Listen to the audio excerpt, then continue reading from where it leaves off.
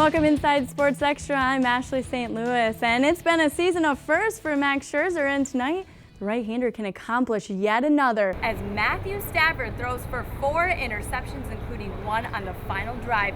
Last year, these two teams met in the state semifinal game. Beale City coming out on top with a 25-7 victory. Now, Chrissy, what does this win mean to you over such a great team, and especially at home? The Bums rallying in the 6th inning to get a 4-3 lead, but unfortunately they couldn't keep it. The football season's over, and that means we're switching gears over to the court.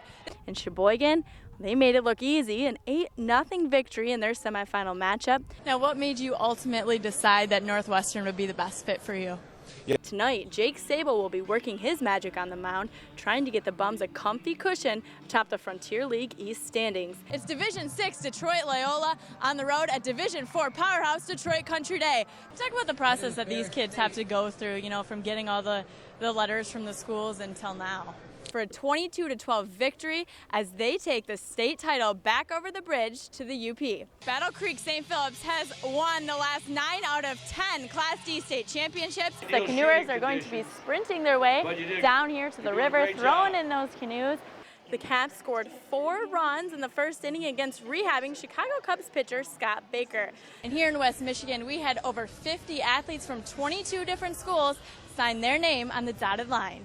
Welcome inside Sports Extra. I'm Ashley St. Louis, and it's been a season of firsts for Max Scherzer, and tonight the right-hander can accomplish yet another. Scherzer has a chance to become the first Tigers pitcher to win 18 games in his first 24 starts since Denny McLain did it in 23 during his 1968 Cy Young campaign.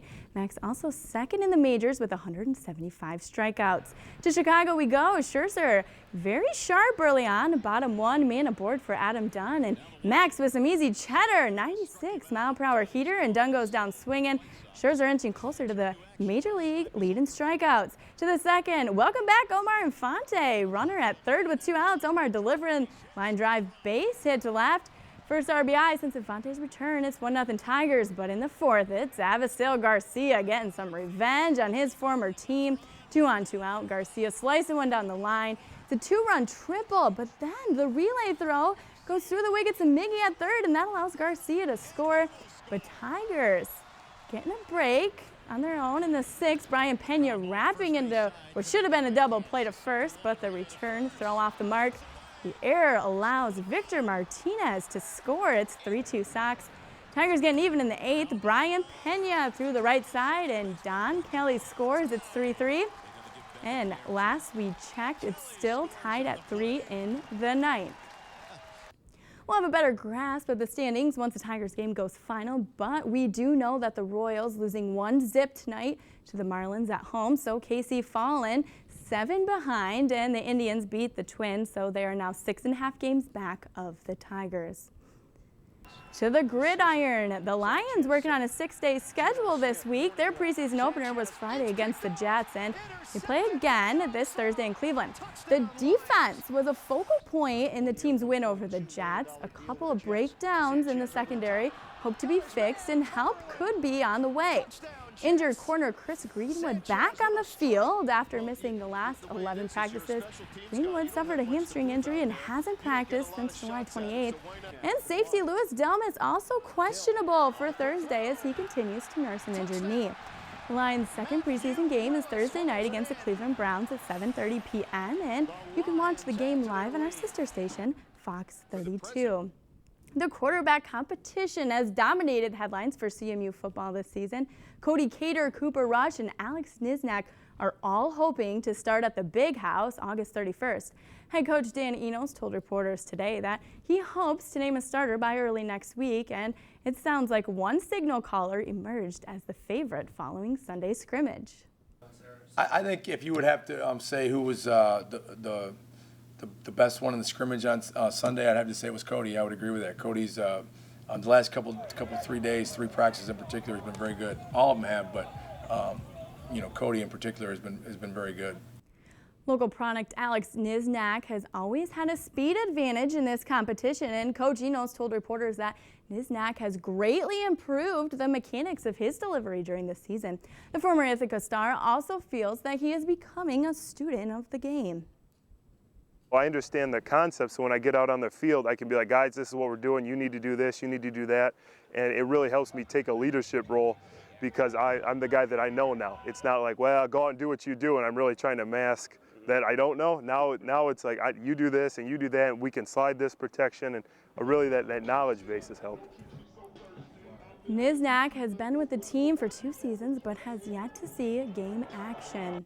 To the high school gridiron, Glen Lake head coach Jerry Andrews is ready to have his boys back on the field after a disappointing loss to Shelby in the second round of the playoffs last season. And the 2013 Lakers are ready to make their own mark on school history.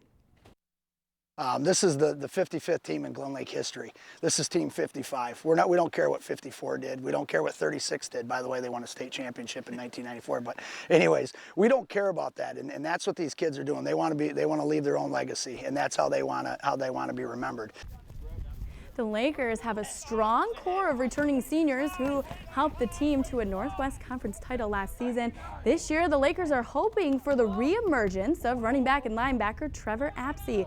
The two-way star was injured in Game 9 of last season, and the team hopes his return to the field will spark another playoff run.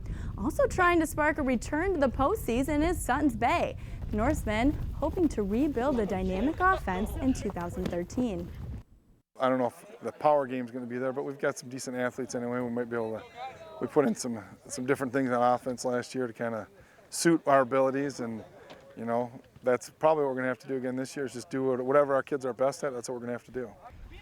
Times have been tough lately for the Norsemen, who have just won 3 games in the last 2 seasons, but they made the playoffs in 10 of the previous 13 years.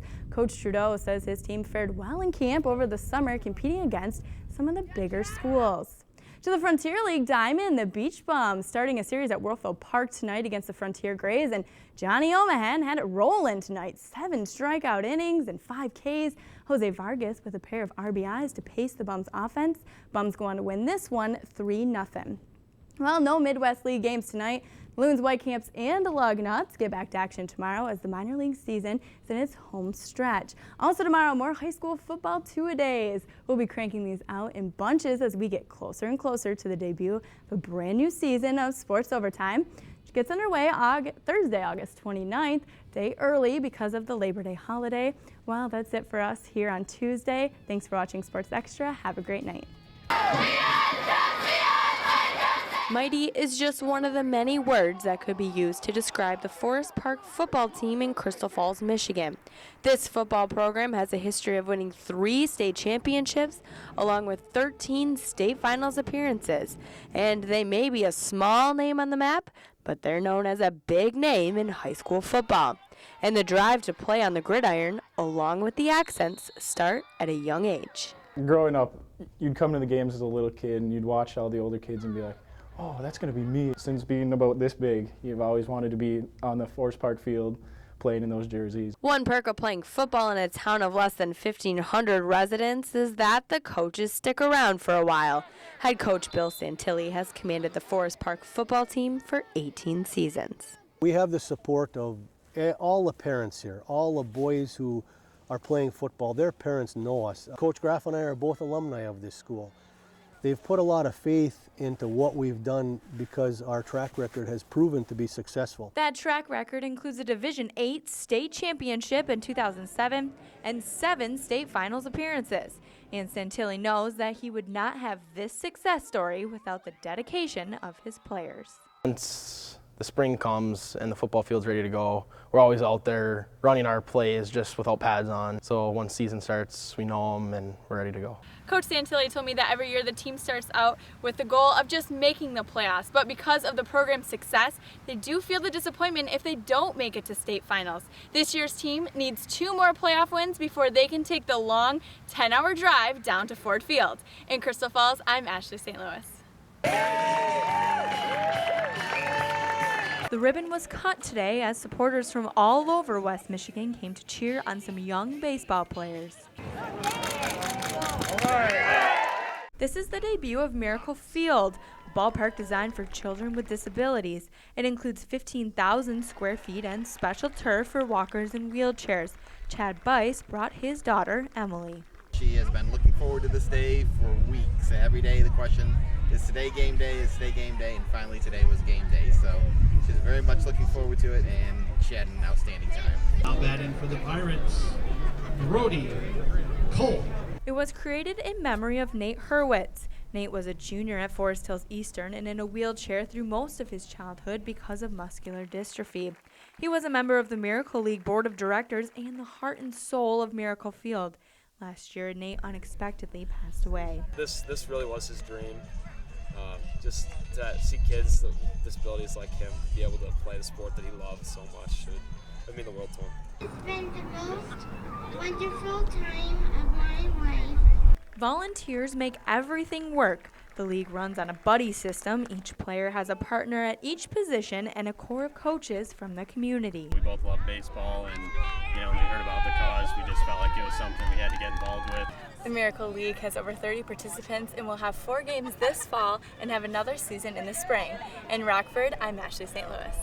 It has been almost 8 months since the Central Michigan football team battled an opponent, and after a long off-season, the Chippewas suited up for their first practice back today. The 2013 team is more than eager to get the ball rolling. It's been fun out here just flying around, just getting back in the feel of things. I think the team is very excited about our upcoming season and everybody flying around, and we feel good. Very exciting. I think just all summer has just been anticipating season, and we've been waiting for it, and it's finally here. And, we're all working out here, and I can see a big difference from last year. CMU had an impressive 2012 season, beating Big Ten opponent Iowa and adding a bowl trophy to their case. The Chips battle Western Kentucky in the Little Caesars Bowl, shutting down the Hilltoppers' 4th down pass to give the Chips a 24-21 victory. But this year's players are holding the 2013 team to even higher expectations. Obviously, MAC championship, and I think we can do that. That's definitely capable.